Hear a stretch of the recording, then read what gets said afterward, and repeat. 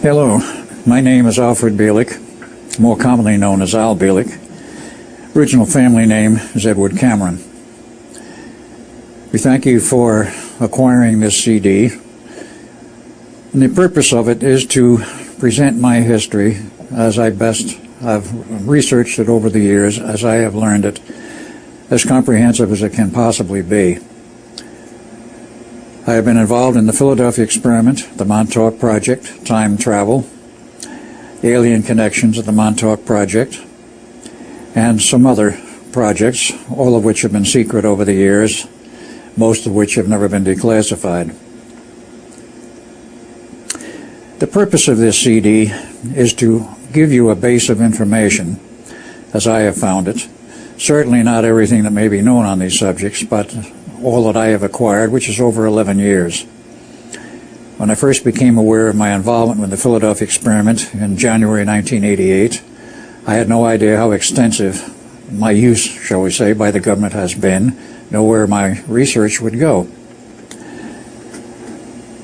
I have been involved in many radio presentations, over 50, such people as Art Bell, Mike Siegel, Mr. Jarvis, and others. And in terms of direct presentations before a live audience, over 50 around the world, extensively in the United States, in Europe, and in Australia. The subjects covered have been from the Philadelphia experiment, the Montauk Project, mind control, some discussion of aliens, and related subjects. And they all fit together. They're trying to understand how they fit together in the complex web which is involved is really the purpose of the CD, so that you, the viewer, may get some better idea of what information you have been denied by our government, been denied by the media, with a few exceptions, and give you a base of information so you can do your own research. Those of you who may be skeptical, because, frankly, the presentation is going to become rather bizarre as we go on with it. For those of you who are skeptical, I say fine. It is quite healthy to be skeptical, which means you don't accept either I or any of the other presenters on the CD say at face value, but go do your homework. If you don't quite believe us, which is, as I say, quite healthy, do your own homework, your own research, and I feel confident that eventually you will understand that what we are presenting is the truth. But that is for you to decide. The purpose is to educate. The purpose is to get you to think. The purpose is to help you to understand things which you may have wondered about for years and which you have had only very sketchy information presented to you from other sources. We will go into the history of the Philadelphia experiment, how it overlapped eventually into the Montauk Project, the people who were involved. Other presenters and myself will be such persons as Preston Nichols, who was heavily involved in the Montauk Project, Stu Swerdlow, who is also involved in the Montauk Project, and connections with aliens, and they all overlap and interlock. Another man who is involved with the Montauk Project, Larry James, who, by the way, it is not his real name, but at his request we will not use his real name. Many other people have been involved, but in many cases we have not been able to get their consent to an interview. And, of course, many of the people involved in these projects in the past are now deceased or have, shall we say, vanished into the woodwork. As the case may be, we will go on and present to you as best we can the history as I know it and give you some food for thought. Many of these projects lasted many years. The Philadelphia experiment, for example, did not begin in 1943, but began much earlier, in 1931, and involved many people. A principal among them was, of course, Nikola Tesla, and there were many others. Many people have made contributions to many of these research projects. I was involved also during the war years, not only with the Philadelphia experiment, but Los Alamos and the atomic bomb project. I've been involved in many projects. And if you want to look some of these up, you're welcome to use the website. If you type my name in as Al Bielek on the website, you will find something today of over 1,800 hits. So that might keep you busy for a while. As for Preston, he's on the web also. Stu Swerdlow's on the web. Larry is not. There are other people. There are other sources of information. There are many others who have published on something which they know about either the Philadelphia experiment or the Montauk Project. Unfortunately, I'll have to say some of this may prove and does prove to be disinformation. But you, the viewer, must decide. How do you separate out information from disinformation? That has been a classic question for a long time. It takes a lot of research. It takes a base of knowledge. You have to start someplace.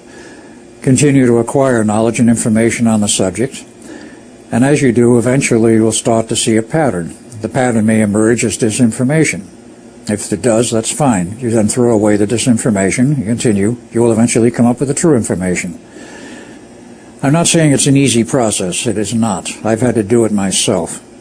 In the process of uncovering information and on my own memories, at first you come up with memories that you swear are true, but then you find that there's some distortion.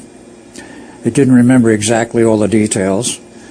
And it takes a great deal of time and a great deal of depth of research and going back time and again into your memories to find out what really happened.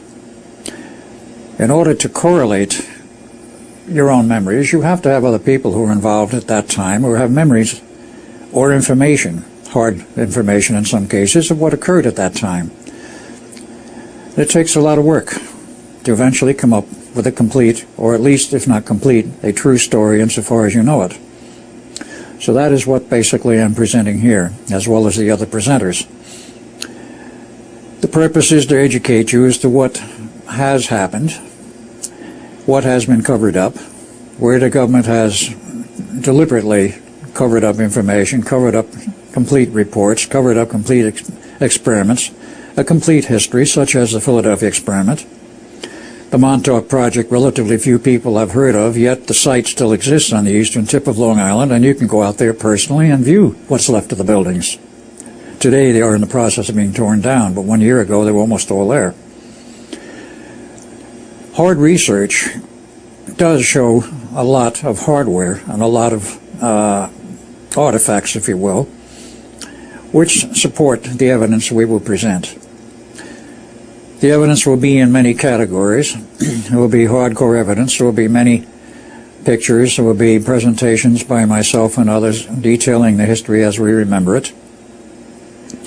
And there will be also some documentation, perhaps after the main presentation, showing other areas of research you might engage, other references, of which there are a few, and where you might go for further information.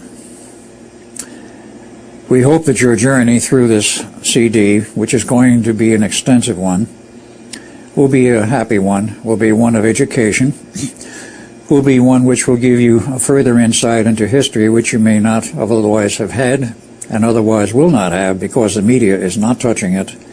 And quite aside from the movie The Philadelphia Experiment, which was close to the truth of what happened, but of course, not blaming Hollywood, they have to present a story. And of course it was embellished with a typical Hollywood love story and other aspects which did not quite fit the facts. But for those of you who have not seen the Philadelphia Experiment, the movie, it is out there both in CD and in the older form VHS video. If you have not seen the commercial movie, I suggest it's worth seeing. It doesn't give you the whole truth, but it gives you an insight. And as you progress through what I have to say and others have to say, you will eventually learn that those who did the movie definitely knew, at least to some extent, the facts of what happened. Doing this and viewing other things in terms of other presenters, you will eventually come to an understanding of the real history, which I might add is not easy. We welcome you to this bit of work. There is a lot of evidence here. There's a lot to be presented, and I think you will find as you go through it some very interesting information and some insights which you have not seen before, would never perhaps have ever seen, were it not for this CD. Good luck. Thanks very much.